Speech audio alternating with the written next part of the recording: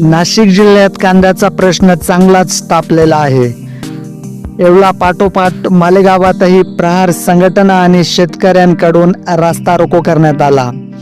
सततच्या घसरत्या दरामुळे कांदा उत्पादक शेतकऱ्यांमध्ये संतापाची लाट उसळली आहे।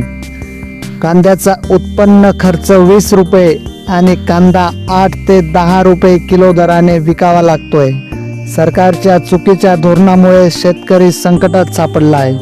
5 महिने कांदा चाळीत साठवल्यानंतर त्याच्यात 25 ते 30% घट झाली आहे आणि बाजारभावामुळे उत्पन्न खर्चही निघत नसल्यामुळे आता संपूर्ण नाशिक जिल्ह्यात शेतकरी रस्त्यावर उतरला आहे। नाशिक जिल्ह्यात कांद्याच्या घसरत्या भावामुळे शेतकरी संतप्त झाला आहे। संतप्त शेतकऱ्यांनी येवला पाठोपाठ मालेगावातही रास्ता रोको केला आहे।